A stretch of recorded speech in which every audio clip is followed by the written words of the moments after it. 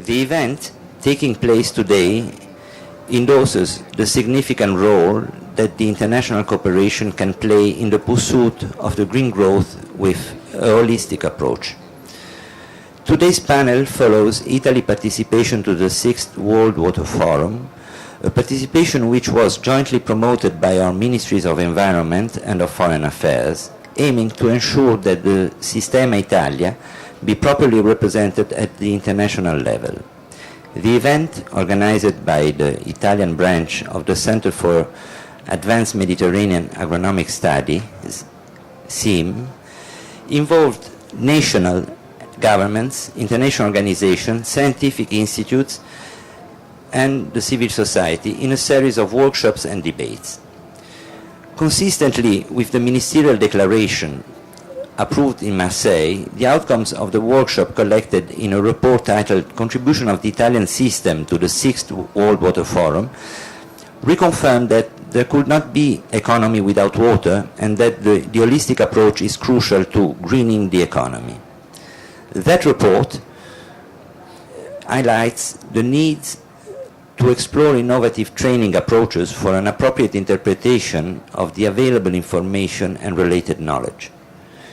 Building upon such a contention, today's event aims at analyzing the need to apply an integrated approach to the interlinked sectors such as water and energy in order to develop innovative integrated knowledge management models. I would like to thank HydroAid, a non-profit association that provides training in water resources management, for facilitating today's debate with a number of distinguished speakers, including the Brazilian Ministry of the Cities, Expo 2015, Petrobras, Eni, the United Nations Secretary General Advisory Board on Water and Sanitation, UNSCAP, United Nations World Water Assessment Program. The participant will discuss key development cooperation issues, analyzing them in the framework of the modern communication system, outlining knowledge management problems, as well as a number of concrete approaches to address them. While offering the opportunity to share relevant Italian and Brazilian best practices and strategies, the discussion aims at providing a solid reference framework for future decision-making, as well as further promoting a multi-objective and integrated approach in development cooperation. Consistently, let me conclude by underscoring that the environment program of the Italian cooperation provides technical and financial support to sustainable development strategy at all stages, project development, program implementation, and policy making, and includes intergovernmental processes, global partnerships, and transfer of technology and know-how. The Italian cooperation supports major initiatives on environmental and development issues, such as adaptation to climate change, preservation of biodiversity, water management, as well as combating the threats of desertification. Let me now pass the floor to Dr. Alfredo Ghie, focal point for environment at the Italian cooperation, who will chair this panel discussion. Thank you, Mr. Chair.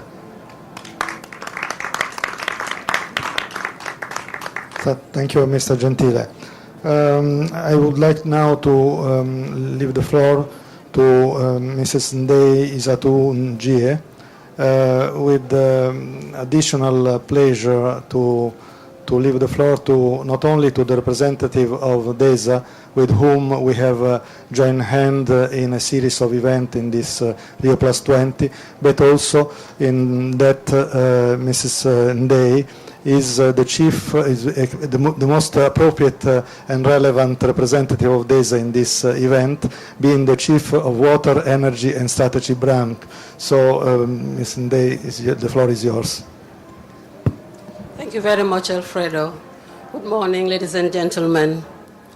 Firstly, I would like to thank the government of Italy for the cooperation that we have had all along with DESA DSD, and also for the DESA Italy Pavilion that we have shared for this Rio Plus 20 event, and for inviting me to be on this panel.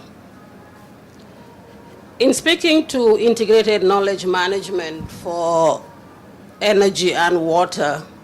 I think what has come out of the negotiations has put, added emphasis, especially on the issue of energy access, and also as we deal with water in terms of the MDGs and access for the developing countries, and working with the LDCs, I think there's added impetus on looking at data, information management, and resultant knowledge to support decision making. Now, I think in looking at information and knowledge, one wonders at this point in time in terms of relevance, in terms of how is information integrated, how does it support decision making, and how at the national level does it support service delivery. Because at the end of the day, it is the delivery of services and the importance of these services to the communities at large. I would like to make reference to some of the outcomes of the first Rio conference and some of the integrated data and information management systems that were implemented, especially in the LDCs and in sub-Saharan Africa, and some of the lessons that emerged from that implementation. At that point in time, the integration of the social, environmental, and the economic pillar were given the importance and put in the national strategic frameworks in terms of national sustainable development strategies.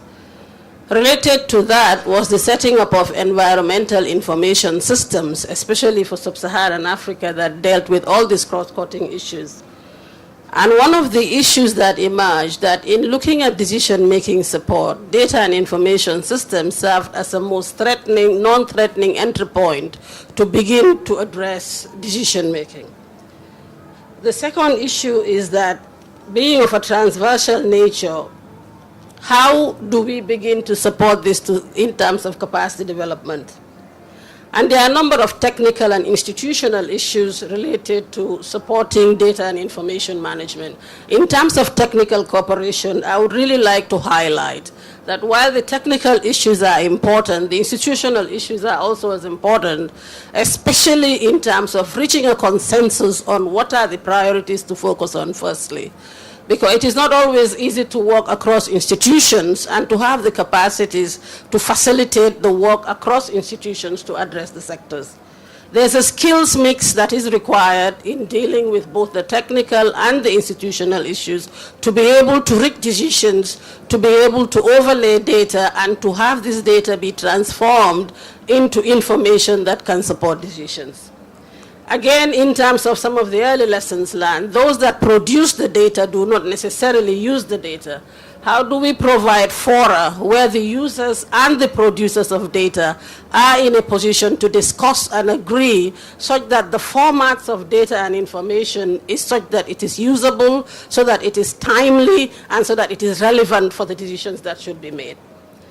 The other thing is, again, who processes this data and how is it processed?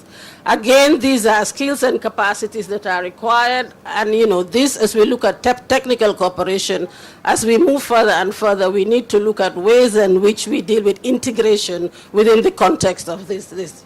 Let me touch on something that I think is also important in terms of relevance, and this is just the whole issue of multi-stakeholder engagement and, in the production and use of the information. To a large extent, technology has made it possible, especially for the local communities, to be involved in information production and its use. And in this regard, we are seeing in the Millennium Development Goals for water, and this will apply for energy, there's a possibility to use information technology to really look at how to involve local communities in the monitoring of such data and information. And again, also in accountability issues in terms of policy, just accountability. The other thing I wanted to touch on also in terms of the use of information technology and how it is supporting at the local level is just the issue of pricing and market information. This has come up also as another important issue, especially in terms of livelihoods, which are also a critical part of the debate. Let me touch on knowledge management very quickly, because I think that as has been said, there's a vast amount of knowledge that is available, but to what extent is this knowledge really useful? And I think that in looking at technical cooperation for knowledge management, it will be important to look at how we support learning and communities of practice that have ownership, and that where the case evidence comes from is also part of this community that we would like to support. The codification of such knowledge and capacity to analyze and be able to codify and have ownership of the knowledge is, I think, also a critical part of just being part of a knowledge management system and a community. And again, I think if we look at what are the ways and means of processing the information and data such that it is accessible to the communities that we work with, this would be great. I understand I have very little time, but let me just say that no doubt knowledge is key in evidence-based policy making, and that, you know, it is valuable and useful in the extent that it is adapted, and that in supporting this, we also make it interactive and demand-driven so that the users that it is intended for also have a say in how knowledge management systems are put together. Thank you.